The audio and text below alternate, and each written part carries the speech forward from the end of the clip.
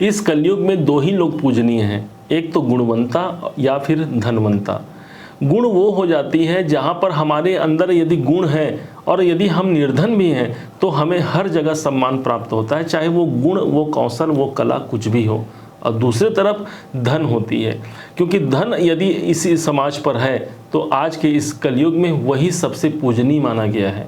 और इसी बात को समझते हुए हम सबसे पहले प्रारंभ करने जा रहे हैं आपके वृश्चिक राशि के अनुसार आपके वित्त मंत्री की, कि धन की स्थिति क्या होने वाली है इस पूरे अगस्त के महीने में। क्योंकि सन 2023 का यह 8वां महीना है और माना जाता है कि 8वां महीना जरूर हमारे जीवन में परिवर्तन करता है, क्योंकि राशि चक्र में अष्टम भाव ही परिवर्तन का कारक होता है। एक एक बातों को समझिएगा, एक एक बारीकियों को समझिएगा। हम सभी 9 ग्रहों पर चर्चा करने जा रहे हैं। सबसे पहले प्रारंभ करते हैं आपके फाइनेंस मिनिस्टर, आपके वित्त मंत्री जो बनते हैं देवगुरु बृहस्पति।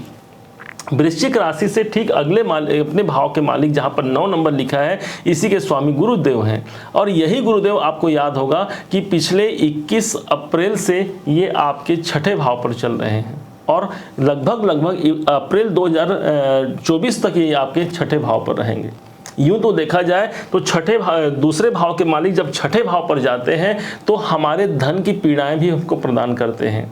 हो सकता है कई लोग इस टाइम पर अपने धन को लेकर के परेशान हों, अपने आर्थिक दृष्टिकोण को लेकर के, अपने आर्थिक स्थिति को लेकर के परेशान हों, परंतु भूलना नहीं है यही वो भाव है जो आपकी प्राप्ति का स्थान भी है।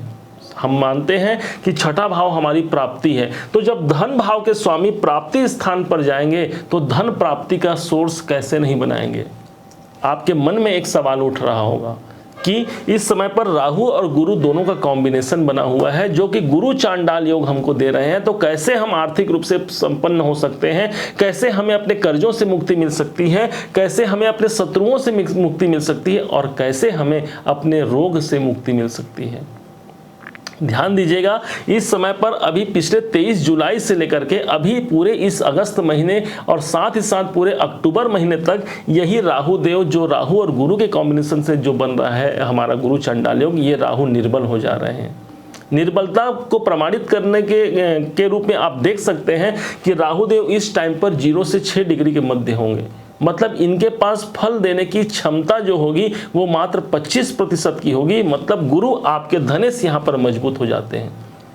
और सिर्फ गुरु आपके धनेश ही नहीं है, यही गुरु देवता आपके पंचमेश भी हैं। पंचमेश मतलब कि हमारे जीवन में लक्ष्मी का भाव। नवम भाव त्रिकोणों में सबसे मुख्य भाव माना जाता है और इसके स्वामी जहाँ जहाँ होते हैं हमारे जीवन में लक्ष्मी का स्रोत भी वहीं होता है, धन प्राप्ति का स्रोत भी वहीं होता है। भाग्य के कारक माने गए हैं देवगुरु बृहस्पति को, तो कहाँ से भाग्य की प्राप्ति होगी, तो हमारे संघर्षों से ही हमें भाग्य की प्राप्ति होगी।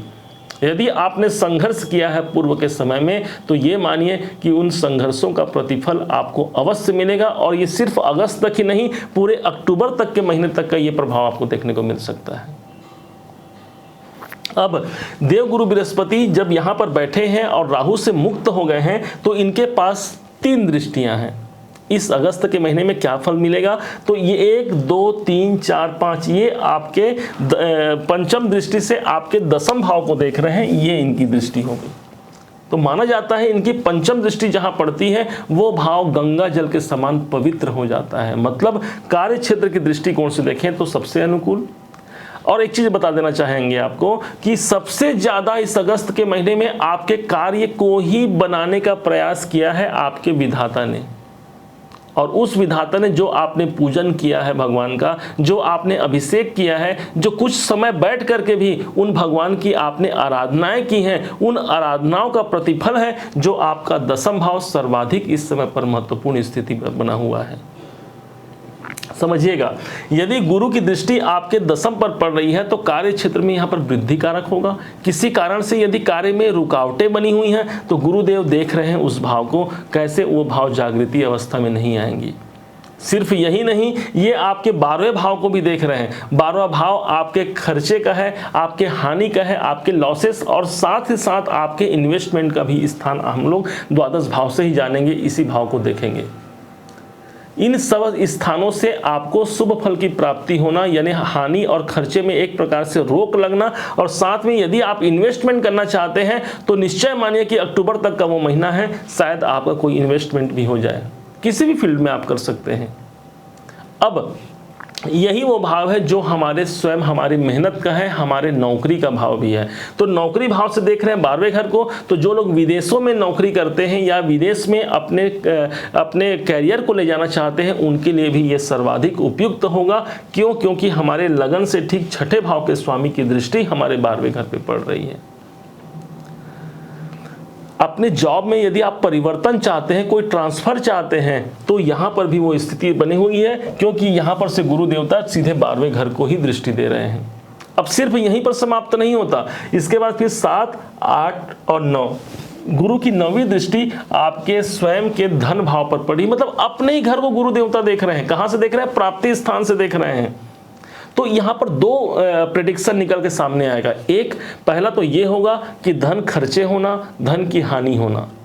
लेकिन यदि आप उसे प्राप्ति के रूप में देखते हैं तो ये प्राप्ति का स्थान है और धन स्थान को देख रहे हैं, मतलब सीधा बन गया धन प्राप्ति का संचार।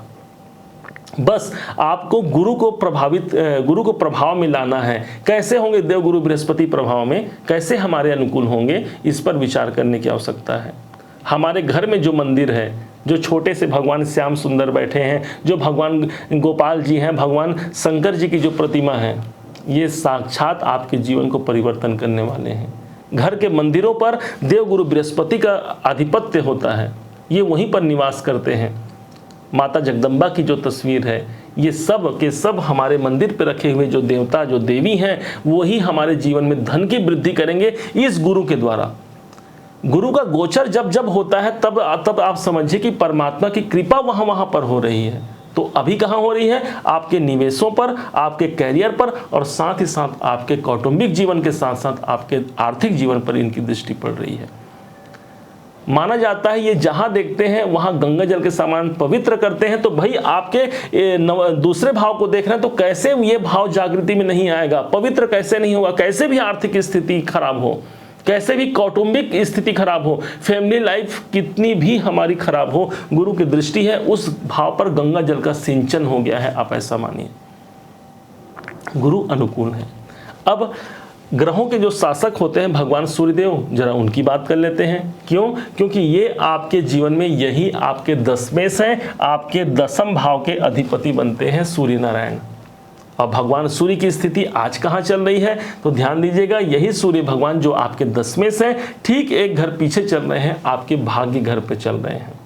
सूर्य की स्थिति भाग्य भाव पर होना सर्वाधिक उपयुक्त है। हालांकि जल तत्व की राशि पर भगवान सूर्य देवता है, इसलिए इस समय पर भाग्य उन्नति के लिए प्रयास भी ज़्यादा करने पड़ेंगे, ज़्यादा मेहनत करना पड़ेगा भाग्य उन्नति के लिए। अब जैसे ही 17 अगस्त तक ये यहाँ पर रहेंगे, जैसे ही 17 अगस्त का दिन आएगा, फिर से ये सूर्य देवता सायंकाल के समय ये आपके चले जाएंगे 10म भाव पर। 10म भाव पर सूर्य का जाना मतलब मैं अपने ही घर पर आ गया। आप ऐसा मानिए, आप किसी और के घर पर हैं, सहजता महसूस नहीं होगी। किसी शत्रु के घर पर हैं, आपको अच्छा नहीं लगेगा। परंतु अपने घर पर हैं, हाँ वो कंफर्ट है हमको, वो आराम है हमको। ठीक इसी प्रकार से सूर्य भगवान पूरे 1 साल बाद, ध्यान दीजिएगा, पूरे 1 साल बाद सूर्य भगवान अपने स्वयं के राशि सिंह पर आएंगे, जो वृश्चिक राशि से 10म भाव है। मतलब सीधा सीधा प्रभाव कर्म के मालिक कर्म भाव पर होंगे। करियर आपका ग्रोथ कैसे नहीं करेगा? जो लोग गवर्नमेंट जॉब की तैयारी कर रहे हैं उनके लिए भी अच्छा संकेत होगा, क्योंकि सूर्य हमारे गवर्नमेंट को रिप्रेजेंट करने वाला एक ग्रह माना गया है। और जब सूर्य शासक है और ये स्वयं अपने घर पर आएगा तो कैरियर में किसी प्रकार से भी यदि बाधाएं की स्थिति है तो वहां से आपको मुक्ति मिलने की संभावना सर्वाधिक बन जाएगी। 17 अगस्त से लेकर के 17 सितंबर तक का वो समय होगा जब आप अपने कैरियर पर कोई न कोई विशेष ग्रोथ देखने को जरूर मिलेगा। आप बिजनेस करते हो, आप नौकरी करते हो या किसी प्रोफेशन के कार्य पे हो, ये सारे कार्य हमारे कैरियर के अंतर्गत ही आते हैं। और विशेष बात, जो लोग राजनीति में हैं उनके लिए तो भाई ये और अच्छा हो गया। ये सूर्य का गोचर जब 10म में आएंगे तो राजनीतिक दृष्टिकोण से ये अनुकूल होगा, उन्हें राजनेताओं से सम्मान मिलेगा। हो सकता है कि इस टाइम पर उन्हें अच्छी खासी सफलता भी प्राप्त हो जाए। सूर्य देवता जो कि दसम भाव के स्वामी हैं, वो हमेशा नवम भाव के बाद ही दसम भाव प्रभावित होते हैं। अर्थात नवम भाव आपका भाग्य हो गया, और भाग्य का साथ मिले तब हमारे कर्म भी हमारे जागृति अवस्था में आते हैं, और कर्म से 12वें भाव को हम भाग्य मानते हैं। तो जो कर्मवान है, जो भाग्यवान है, किस्मत उन्हीं का साथ देते हैं, आपको पता होगा। तो इसलिए किस्मत इस समय पर आपके साथ है। और विशेष बात, आप सबसे ज़्यादा जो प्रभावित होने वाला है आपका करियर ही होगा। क्यों? क्योंकि 1 2 3 और ऊपर से सूर्य भी आ गए, तो ये हो गया 4, और ऊपर से गुरु की दृष्टि हो गई, तो 5 ग्रहों का संयोग इस समय पर अगस्त के महीने पर आपके करियर पर ही रहेगा। बदलाव, परिवर्तन, मनोनुकूल जॉब या फिर आपके बिजनेस में तरक्की, ये आप मान सकते हैं।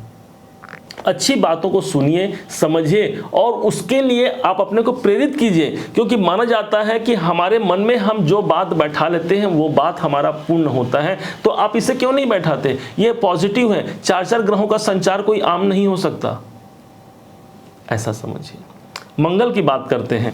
मंगल देवता ऑलरेडी 18 अगस्त तक सिंह में हैं, उसके बाद फिर ये कन्या में प्रवेश कर जाएंगे। तो 18 अगस्त तक यहाँ पर लीजिए मंगल भी आपके दशम में है। और ये मंगल कौन है? आपको तो पता होगा, वृश्चिक राशि के जो स्वयं स्वामी बनते हैं, वृश्चिक राशि के जो मालिक बनते हैं, यही होते हैं मंगल देव। और यही मंगल देव दशम भाव पर पूरे के पूरे 18 अगस्त तक रहने वाले हैं। मतलब काम में लग जाइए, आपका कार्य पिछड़ने नहीं देंगे मंगल देव। आप में यदि कोई कमी है तो अलग बात है, कमी नहीं रखना है। वो सब रास्ते खोजिए, जहाँ जहाँ से मेरे काम बनने वाले हैं, वहाँ से आपको देखना है, वहाँ आपको काम करना है। एक पॉइंट को भी मिस मत कीजिए, कहाँ से हमारे कार्य बनने हैं उस पर ध्यान दीजिए और कार्य के लिए लग जाइए। मंगल देवता साहस के स्वामी है, और स्वयं आपके राशि के स्वामी होने के कारण आपको स्वयं कर्म स्थान पर ले जाएंगे। आप देख लीजिए, पूरे अगस्त के महीने में आप अपने करियर से बाहर नहीं जाएंगे। आपके करियर में यदि आपने लग गए अपने करियर के ग्रोथ के लिए, तो इसी अगस्त महीना में आपका करियर जरूर ही एक बुलंदी को छुएगा, ऐसा मेरा मानना है जी। क्यों? क्योंकि ज्योतिष शास्त्र की मान्यता है कि लग्नेश या राशि के स्वामी जहां जाते हैं, व्यक्ति वहां प्रवेश करता है। तो राशि के स्वामी करियर भाव में है भाई, तो करियर तो बदलेगा ही। अब जैसे ही 18 अगस्त का दिन आएगा, सुबह के ठीक 4:31 का वो समय होगा, ध्यान दीजिएगा, जब ये आपके दशम भाव को छोड़ करके यही मंगल देवता एक घर आगे बढ़ जाएंगे। आगे बढ़ जाएंगे मतलब वो आपके एकादश भाव में चले गए। मंगल कौन है? तो लगन के मालिक। अभी तक कहाँ थे? तो कर्म। अभी तक आप कहाँ थे? क्योंकि आप अपने आप को सोचिए, इस वृश्चिक राशि के स्वामी मंगल है, तो मंगल जहाँ जाएंगे आप ये सोचिए कि मैं वहाँ जाऊँगा। अभी तक कहाँ है? अपने कार्य की पूर्ति के लिए। कोई भी कार्य हो सकता है, पारिवारिक कार्य हो सकता है, चाहे आर्थिक कार्य, चाहे आपके जो प्रोफेशन के कार्य हैं। लेकिन जैसे ही 18 अगस्त का समय आएगा, ये सुबह के 4:31 में आपके इनकम हाउस पर चले जाएंगे। आप कहाँ चले गए? इनकम प्राप्ति के लिए। कैसे मेरी कामनाओं की पूर्ति हो, कैसे मैं अपने जीवन में अच्छे बेहतर परिणाम को हासिल कर सकता हूँ, कैसे मुझे धन लाभ प्राप्त होगा, इस पर सबसे ज़्यादा आपका फोकस होने वाला है। क्यों? लग्नेश की स्थिति एकादश भाव में है। माना जाता है एकादश भाव वो स्थान है जो हमारी किसी भी प्रकार की हमारी इच्छाओं की पूर्ति का वो स्थान है। तो इसलिए इच्छाओं की पूर्ति है तो ये अनुकूल समय होगा, आपको ये जानना है। यही स्थान सोशल सर्कल का है, सामाजिक दायरे का है। तो समाज से जुड़ करके आप रहिए इस टाइम पर, अकेले रहने का प्रयास न कीजिए। जितना हो सके उतना जुड़ने का प्रयास कीजिए, आपको वहां से इनकम प्राप्त होगा। एकादश भाव आपके बड़े भाई बहनों का है, तो इसलिए उनके सहयोग से, उनके द्वारा आपको लाभ मिलने की एक संभावना भी यहाँ पर बन सकती है। ये तो हुई मंगल की बात। अब अगले ग्रह की बात करते हैं, जो है आपके स्वयं बुध देव। बुध देव कौन है? तो ग्रहों के राजकुमार हैं, और इनका इतना ज़्यादा आपके ऊपर प्रभाव है क्योंकि यही बुध देव आपके अष्टमें से, यदि आपके जीवन में परिवर्तन होना है तो इन्हीं बुध देवता के द्वारा ही परिवर्तन होना है। और साथ ही साथ यही बुध देव आपके इनकम भाव के मालिक तो ही हैं। तो हमने बताया कि यही बुध देव ऑलरेडी आपके कहाँ चल रहे हैं? तो सिंह में चल रहे हैं, और अभी जब बुध सिंह में ही 23/8/2023 को वक्री हो जाएंगे। अब ये देखिए, आपके इसी भाव पर हैं, आपके दशम भाव पर ही हैं और वक्री हो जाएंगे। वक्री होना मतलब ये बुध के पास और ज़्यादा क्षमता आ जाना। आपके एकादश भाव के स्वामी, आपके इनकम भाव के स्वामी का वक्री होना, वो भी दसम भाव में, सीधा सीधा संबंध बनाएगा आपके कर्म क्षेत्र को लेकर के।